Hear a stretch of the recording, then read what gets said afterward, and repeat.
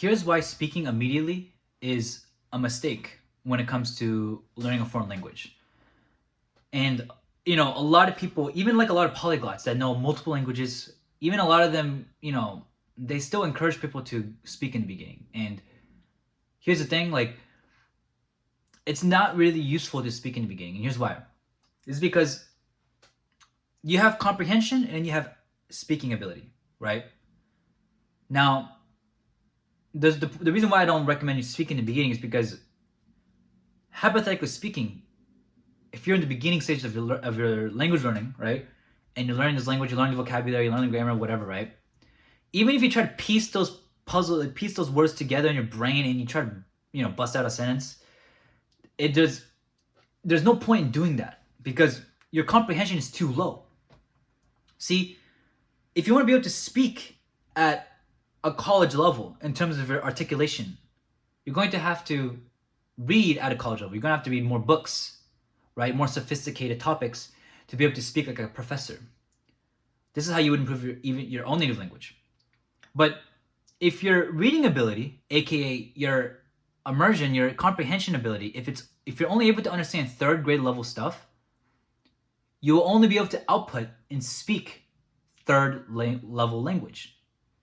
It does not matter how much speaking you do, because your comprehension and your competence, which is what you understand, is the hard ceiling of how good your speaking can get. So if you're in the beginning stages and you try to speak immediately from the start, not only are you going to be developing bad habits, because if you speak a lot of the same words and phrases over and over again, like sometimes you might be speaking it with the wrong pronunciation and it's very hard to correct it later, right? It's just better to do it right the first time. And second, it's not really productive because, like I said, if you're like Spanish or French is literally at like a kindergarten level in terms of comprehension, like how do you even expect yourself to speak? You know what I mean? Well, like most kindergarten children are fluent anyway in the language, but like even lower than that, like your language ability in the beginning is literally lower than an infant, bro. Like even an infant can understand more than what you say. Like you know what I mean? So like especially when you're just starting out, right? Like you don't understand anything. So that's why when it comes to the topic of output and speaking, it's better to reserve that later after you have your comprehension very high. So basically this means like for me, like I recommend people speak like when they can understand their comprehension, when they can understand native content at like a 99% level comprehension. So if you're able to turn on a YouTube video in French of someone speaking about an everyday topic, if you're able to understand almost 100% what this person is saying, then that is when it's about time to learn how to output. Now, you could try to like learn how to read books, like especially with anime, there's like very hard vocabulary and sophisticated domains that you can still learn and improve your Japanese upon, but learning those words is not necessary for you to output. Because what's necessary for it to output is to just understand the everyday conversation speech. So if you can master the everyday conversation domain, right, from watching like a slice of life TV show, then if you can understand that 100%, then that is the right time for you to speak. But before then, there is absolutely no point. Because like I said, your comprehension is the hard ceiling of how good your speaking can get. So even if you practice speaking, it's not going to go above the ceiling. Because the comprehension is the ceiling of your speaking ability. You cannot produce something you can't understand. Let me repeat that. You cannot produce something you cannot understand. The only way of producing something, right, in the language is if you understand it, correct? So that's why it's better to first focus on immersion, focus on comprehending the language, right? Which can be done through the reading and listening, right? And maybe a little bit of grammar and vocab study on the side, but only have that like be 5%. Extra, the rest is 95% like immersion. So, and that's my experience too, because I deliberately avoided speaking Japanese in the beginning, right? I spent the first 2.5 years, guys, only studying or only immersing myself in Japanese, even going as far as reading these books. Like I was able to read these books like when I was 1.5 years in, before I even spoke. I was able to read books like this before I even spoke in Japanese, guys. That's how far I projected my speaking, right? But what ended up happening was by the time, I became like fluent in comprehension and I set foot in Japan for the first time and started interacting with people, I suddenly, out of nowhere, became fluent.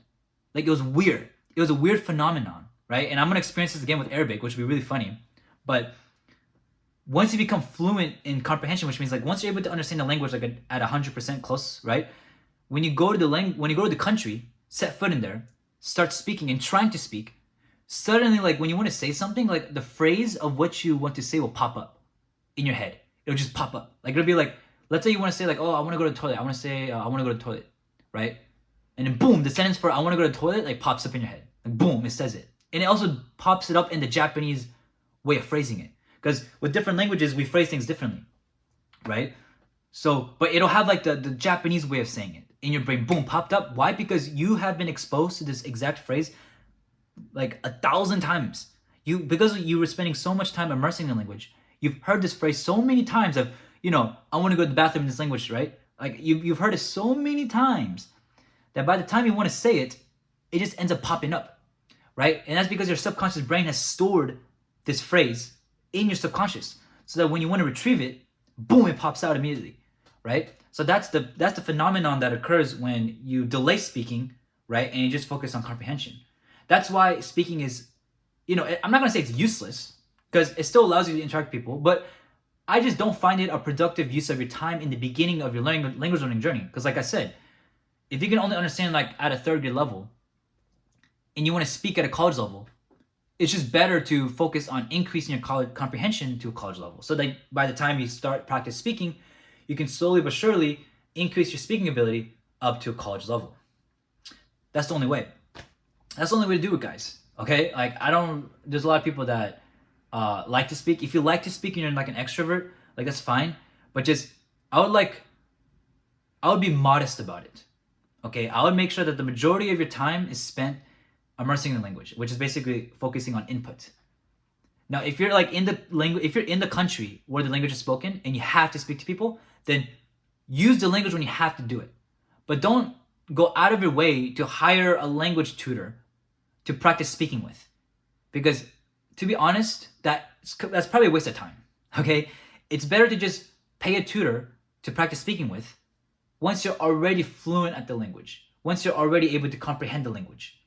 Right? It's better to reserve it for that time than to just right off the bat hire a language learning tutor to speak immediately. Because like I said, like you're not really going to say anything. You're just going to be like, putting all these random vocab and grammar, just kind of piecing it together and just busting out a sentence you hope is right, which 9 times out of 10 it's wrong. When it's just better to, like I said, absorb the correct phrases 1,000 times in your subconscious so that by the time you want to go speak it, it just boom, pops up in your head and you speak it. That's my experience. And that's the experience of many others that have used this type of way of learning language. And it works every single time.